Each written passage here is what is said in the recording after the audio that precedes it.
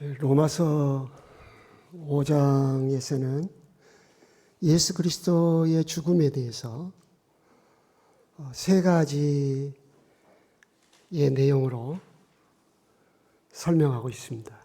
오늘 읽으신 6절, 그리스도께서 위하여 죽으셨도다. 또 8절에서도 그리스도께서 위하여 죽으셨도다. 10절에서는 그의 아들, 곧 하나님의 아들께서 죽으셨도다라고 세 번 예수 그리스도께서 죽으셨는지를 설명하면서 죄 사함뿐만 아니라 죄로 말미암아 파괴된 하나님이 사람을 하나님 형상으로 지으실 때 가지고 계신 그 계획들, 그것들을 그리스도께서 십자가에 죽으심으로 죄 사함 문제뿐만 아니라 죄로 말미암아 파괴된 하나님의 계획을 회복시키시는 그 은혜가 무엇인지를 소개하고 있는 것입니다. 곧 그리스도께서 십자가의 죽으심으로 우리의 죄만 대속한 것이 아니라 죄로 말미암아 파괴된 것들도 회복시켜 주시는 예수 그리스도의 대속의 십자가의 그 영향력을, 그 효력을 소개하고 있습니다. 그래서 예수를 믿는 사람들이 내 죄 사해졌다로 끝나는 것이 아니라 예수 그리스도의 십자가가 그 능력, 그 효력이 내게 나타나 내게 이런 변화가 일어났다. 나는 이렇게 신앙생활을 하게 된 것이 바로 예수 그리스도의 십자가의 죽으심으로 말미암은 놀라운 은혜의 결과이다. 그렇게 해야 한다고 말씀하고 계시는 겁니다. 특별히 오늘 6절에서는 두 가지를 말씀하십니다. 하나는 연약함, 또 하나는 경건치 않음을 말씀하십니다. 연약함과 경건치 않음을 동시에 말씀하시므로 이 두 내용이 밀접한 관련성이 있다 하는 것을 설명하고 있습니다. 로마서에서는 연약한 문제를 굉장히 중요하게 다루고 있습니다. 경건치 않음의 문제도 타락과 더불어 그리고 타락에서 벗어난 우리 인간들에게 어떤 변화가 있는가, 이것들을 강조하면서 다루고 계십니다. 연약함이란 무엇일까? 로마서 6장 19절 같은 데를 보시면 연약함을 우리의 몸을, 우리의 지체를 부정과 불법에 내주면서 살아가는 것을 말씀하셨습니다. 그게 뭔가 19절에서는, 로마서 6장 19절에서는 우리의 지체를 의에게 드려 거룩함에 이르지 못하게 하는 것, 이것을 연약함으로 표현하셨습니다. 예수 그리스도의 십자가의 죽으심에 우리에게 끼친 영향이 옛날에는 우리 지체, 우리 몸을 죄의 병기로 내주면서 살아왔다는 거죠. 그러나 이제 예수 그리스도의 십자가의 보혈의 그 은혜를 입은 성도는 자기 자신, 자기 육체를 의의 병기, 하나님에게 거룩함으로 드리기를 힘쓰는 달라진 삶을 살게 됐다는 것입니다. 십자가의 보혈이 내 죄를 사했는데 내 죄 사함이 우리에게 어떤 영향을 끼쳤는가? 그 큰 영향력, 하나님의 아들의 죽으심, 그것이 어떤 영향을 우리에게 끼쳤는가? 옛날에는 내 몸을 죄의 병기로 들으는데 서슴지 않았지. 죄와 불법의 도구로 내 몸을 들였어. 내 몸은 내 야욕을 채우는 도구였고 정욕을 채우는 도구였지. 그러나 이제 내 지체, 내 몸이 하나님의 영광을 드러내는 의의 병기, 그의 뜻을 이루는 거룩한 도구로 쓰임받기를 소망하게 됐습니다. 이것이 바로 연약함에서 영적인 강함으로 바뀌는 예수 십자가의 보혈의 은혜입니다. 그것은 능력입니다. 우리가 뭐 병을 고치고 어떤 사건을 해결하고 귀신을 내쫓고 물론 그런 게 능력으로 나타나죠. 그러나 예수 그리스도의 보혈이 연약한 나를 거룩한 나로 바꿔놓은 겁니다. 영적인 강함으로 바꿔놓는 것입니다. 영적인 연약함이 무엇입니까? 육체의 정욕이 우리를 잘못된 대로 이끌어갈 때, 충동할 때 그냥 반응해버리는 거예요. 거절하지 않고. 그러나 이제는 영적인 소원이 우리 마음속에 꿈틀거리게 됐다는 겁니다. 그 영적인 소원이 뭡니까?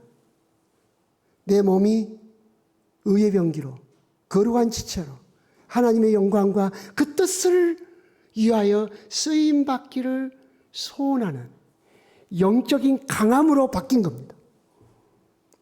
영의 강함, 영의 나약함이 아니라 이제 영의 강함으로 바뀐 겁니다. 예수 그리스도의 십자가의 죽으심의 그 은혜로 말미암아 죄에서 해방됐습니다. 그래서 의의 사람으로 살아갈 수 있는 희망과 소망이 우리에게 주어진 것입니다. 로마서 8장에서는 더 구체적으로 설명합니다. 3절에서부터 8절까지는 3절의 나약함을 말씀하시고 그 나약함이 뭐냐 하는 것을 4절부터 8절에 설명합니다.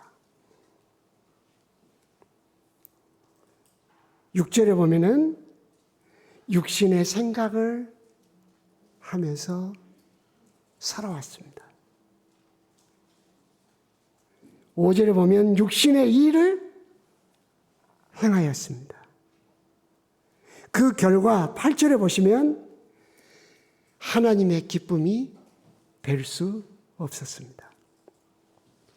그러나 예수 그리스도의 보혈로 말미암아 성령이 우리에게 부어지고 우리가 새 사람이 되어 죄와 사망에서 해방된 이후에 변화됐습니다.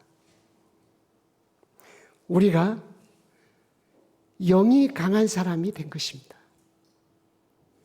영이 강한 사람, 그 사람은 영의 일을 생각합니다. 그가 영이 강한 사람이 된 후부터 생명과 평안을 누리는 그리스도인이 됐습니다. 이제 그는 하나님께 굴복하는 사람이 됐습니다. 그는 내가 어떻게 하나님을 기쁘게 해드릴까? 어떻게 하나님의 기쁨이 되어 살까? 그런 생각을 하면서 살게 됐습니다. 한 사람의 변화, 바뀜, 그것이 바로 예수 그리스도의 십자가의 죽으심으로 말미암은 결과라는 것입니다. 여러분과 저는 예수 그리스도의 십자가의 죽으심으로 말미암은 그 은혜의 영향력을 드러내며 사는 그리스도인입니다. 그래서 예수 십자가를, 그 보혈의 능력을 세상에 선포하면서 그 예수 그리스도의 십자가가 나를 이렇게 변화시켰습니다. 그렇게 말하고 사는 그런 그리스도인들이 되어야 하는 것입니다. 26절, 8장 26절에는 동일한 단어로 계속 설명합니다. 헬라어도 마찬가지입니다. 우리가 연약할 때 마땅히 드려야 할 기도를 드리지 못합니다. 욕망의 기도, 욕심을 채우는 기도, 그런 기도로 하나님께 드렸습니다. 그러나 이제 예수님의 보혈로 죄사함을 얻어 하나님의 백성이 된 후부터 우리의 기도가 달라지기 시작했습니다. 하나님의 뜻을 구하는 기도, 하나님의 영광과 관련된 기도, 이제 우리의 기도의 표준이 바뀌었습니다. 예수님이 우리에게 가르쳐 주신 주기도문이 우리의 기도의 표준이 됐습니다. 바뀐 것입니다. 우리가 연약할 때 육의 생각, 육체의 욕망, 썩어질 것, 없어질 것을 추구하고 살 때 예수께서 죽으심으로 영적으로 깨어난 사람, 육의 생각을 한 사람을 영의 생각을 하며 사는 사람으로 바꿔놓은 겁니다.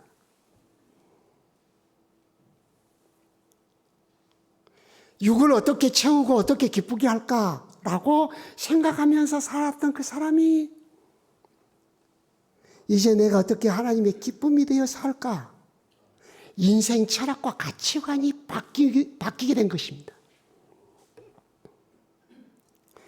죄의 권세 아래 있을 때는 육의 욕망이 다였습니다.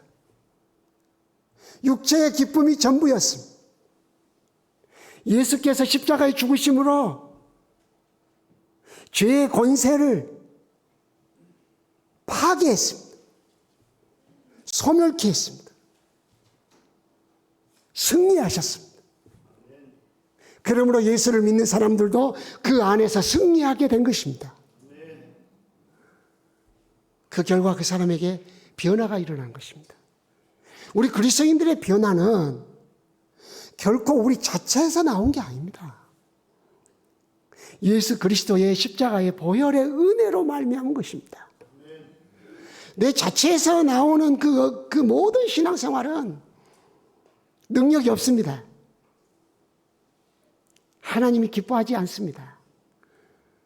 예수 십자가의 그 은혜로 말미암은 것이어야 하나님에게 기쁨이 되고 우리에게 복이 되는 것입니다.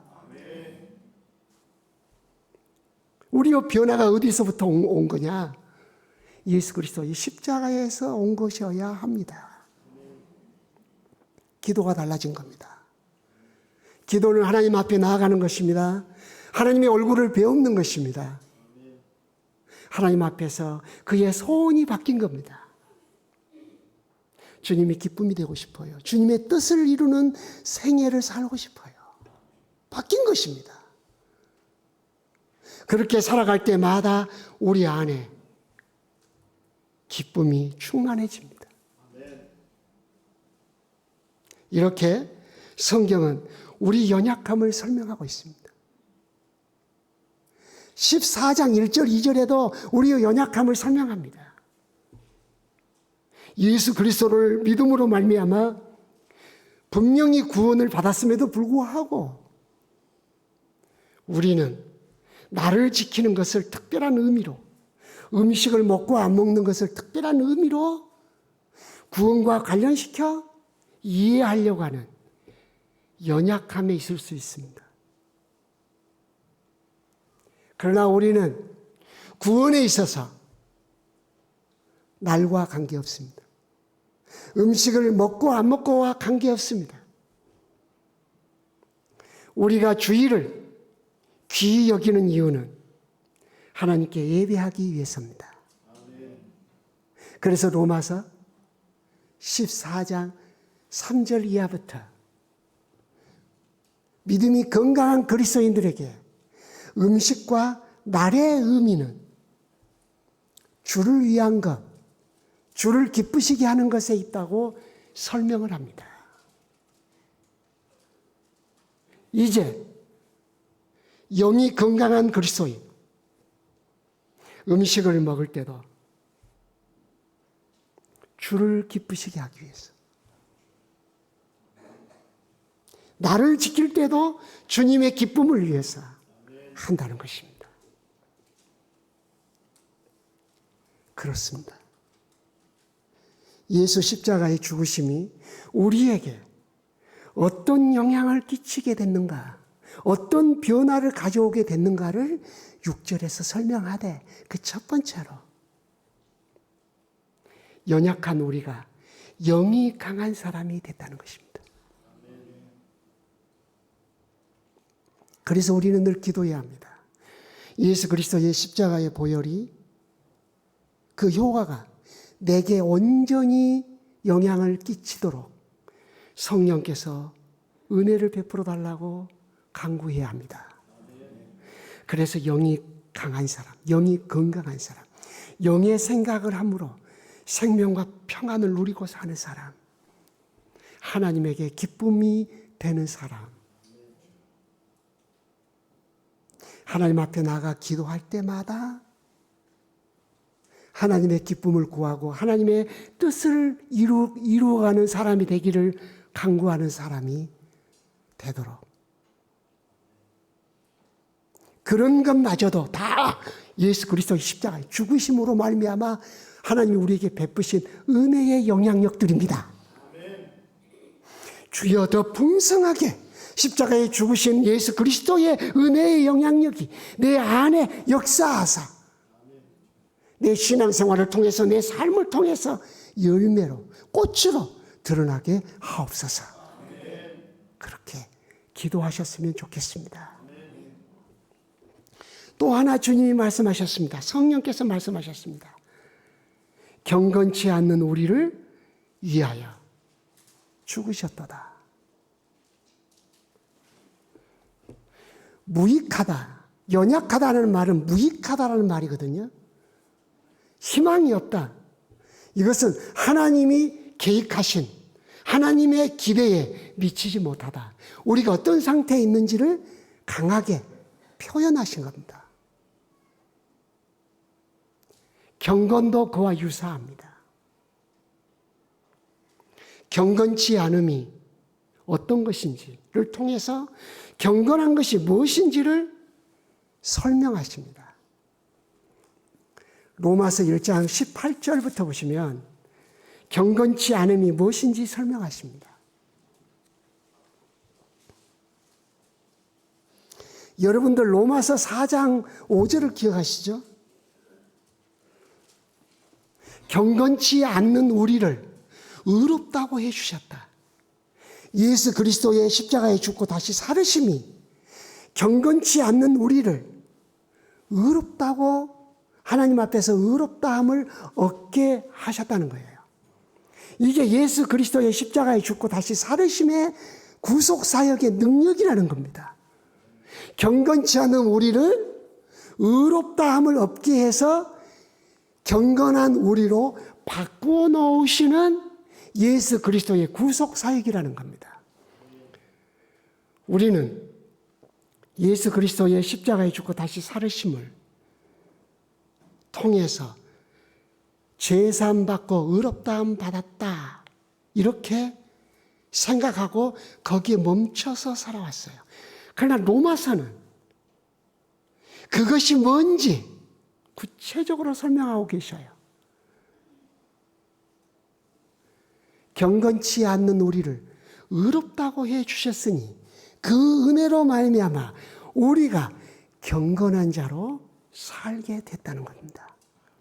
그것을 로마서 1장 18절부터 32절에 설명합니다. 경건치 않는 자들, 그들은 하나님의 진노를 받을 수밖에 없습니다. 경건치 않는 것이 뭔가? 여기서 아주 강한 어조로 말씀하신 것이 있습니다. 불의에 대하여 하늘로부터 나타나나니. 그러면서 18절 전반절을 보십시오. 불의로 진리를 막는 사람들. 불의로 진리를 막는 사람들이라고 경건치 않은 사람들에 대한 설명을 곁들여 놨습니다. 설명이 길기 때문에 단적으로 설명하자면 1장 32절. 잘못된 일을 자기들만 행할 뿐 아니라 32절 하반절.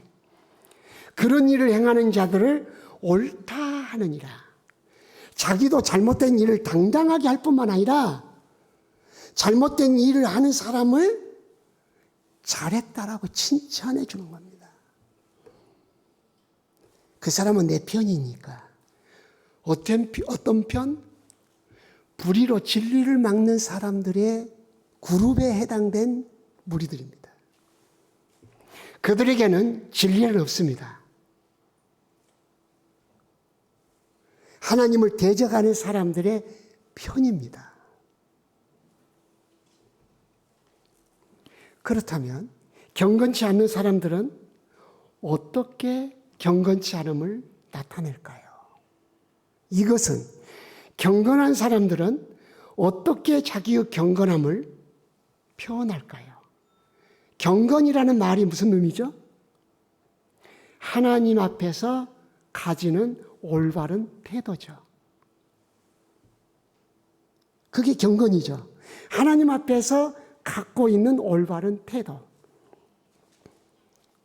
예수 그리스도의 십자가에 죽고 다시 살으심이 한 사람에게 역사할 때 그 사람은 지금까지는 경건치 않게 살았어요.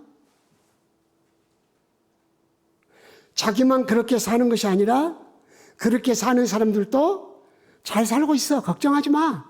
라고 격려까지 했어요. 근데 십자가의 은혜가 그에게 임했어요. 경건치 않게 살던 그 삶이 부끄러움이 된 거예요.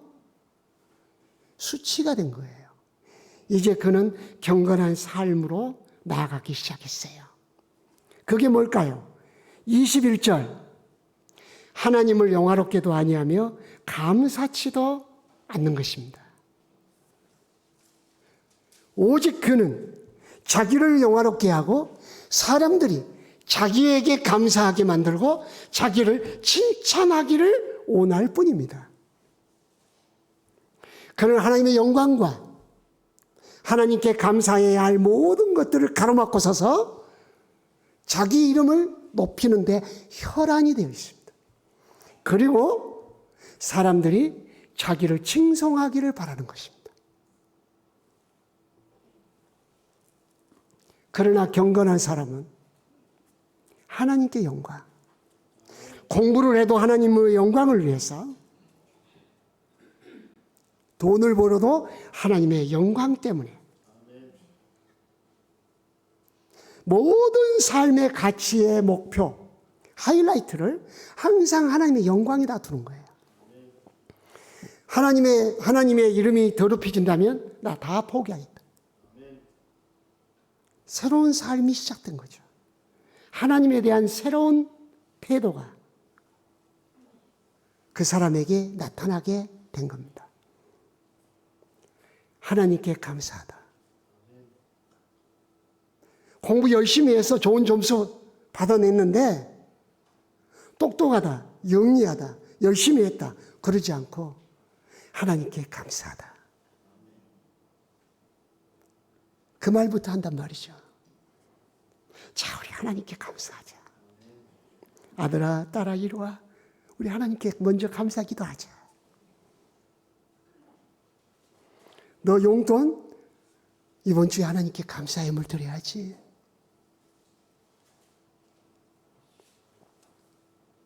경건치 않는 사람은 경건치 않는 것으로 인해서 영향을 받습니다.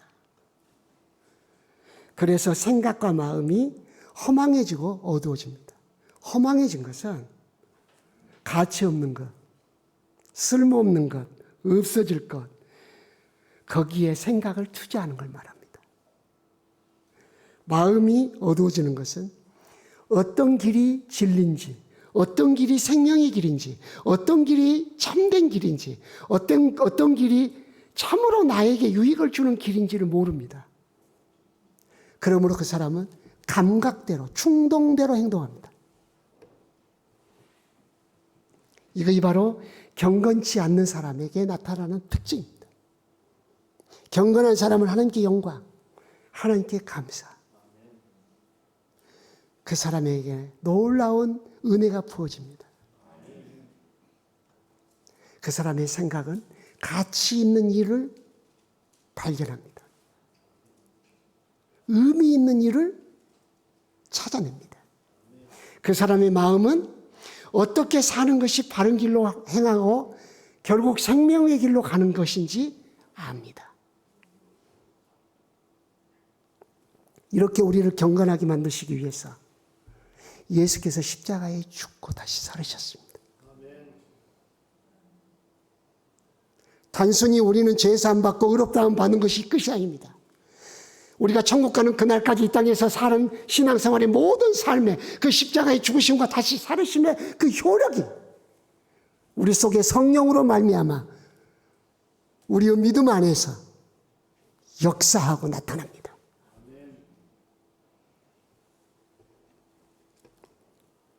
28절을 보십시오. 또한 그들이 경건치 않는 사람들에게 나타나는 현상, 두 번째를 말합니다. 마음에 하나님 두기를 싫어합니다. 내 마음의 왕은 나지. 누가 내 왕이야? 하나님이? 아니야. 나는 내 삶을 살 거야. 내가 왜 하나님께 매여 살아? 하면서 하나님께 반항합니다. 하나님을 내 마음에 두기를 싫어합니다. 형식적으로는 예수를 영접했다고 합니다. 그러나 내 마음의 주권자가 하나님이 아니죠.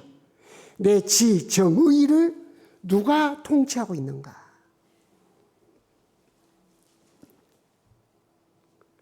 경건한 사람은 하나님이 내 마음에 좌정하시고 내 생각과 감정과 의지를 다스려 주시기를 간구하게 됩니다.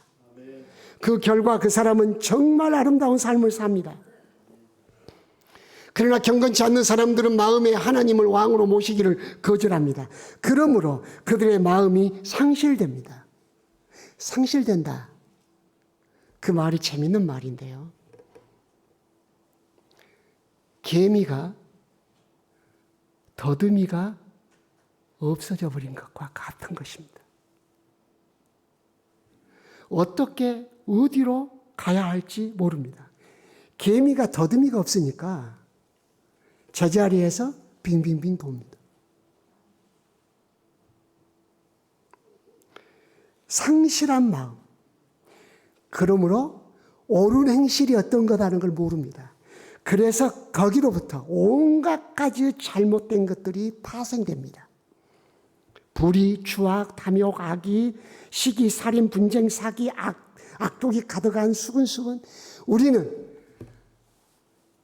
저 사람이 교육을 못 받아서 그래. 저 사람이 살아온 환경이 잘못돼서 그래. 그렇게 말하는 실수를 범합니다. 그러나 하나님은 정확하게 말씀하십니다. 저가 왜 저렇게 산 줄 알아? 그 마음에 하나님을 두기 싫어했기 때문이야. 그러므로 마음이 잘못됐어. 마음이 의에 대한 센서가 없는 거야. 그래서 처음부터 그는 의를 행할 수 있는 힘이 없어. 의가 뭔지도 모르고 의의 길도 갈 수도 없어. 그러므로 그가 행할 수 있는 것은 죄뿐이지. 그래서 온갖 추악한 것이 저를 통해서 나타나지. 저의 말투, 표정, 삶의 방식, 다른 사람을 대하는 태도, 그런 걸 통해서 나타나는 거야.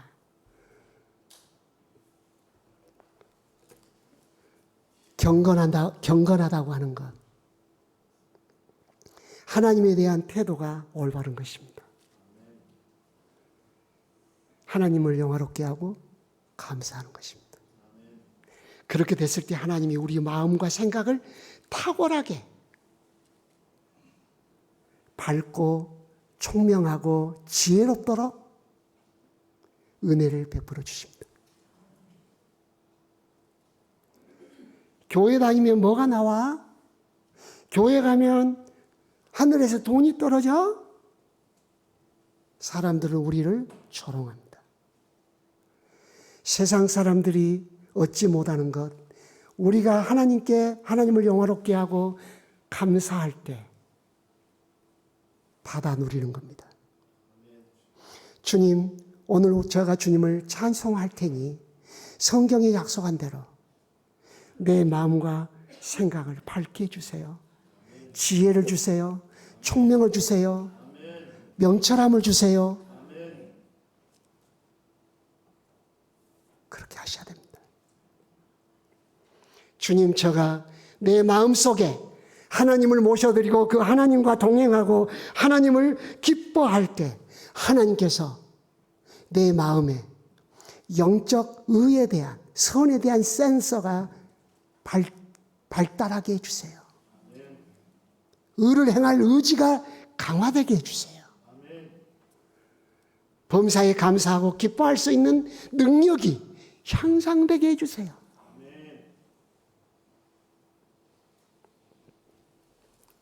로마서 11장에 가서는 마지막 결론입니다.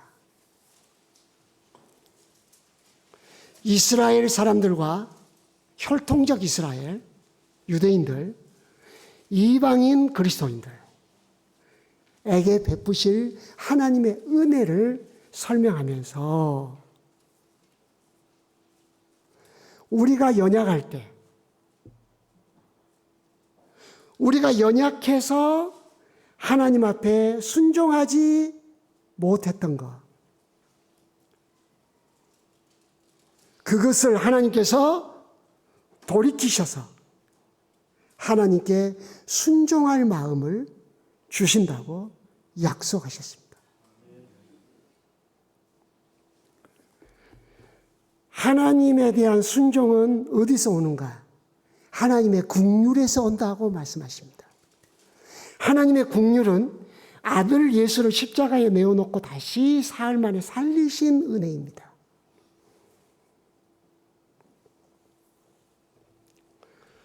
이스라엘은 연약했습니다. 그 연약함이 무엇으로 나타났습니까? 불순종으로 나타났습니다. 이스라엘에게 필요한 건 뭡니까? 긍휼입니다. 그 긍휼이 뭡니까? 하나님의 아들 예수 그리스도의 십자가에 죽고 다시 살으심입니다. 유대인에게나 이방인에게나 가장 필요한 긍휼이 뭡니까? 예수 그리스도입니다.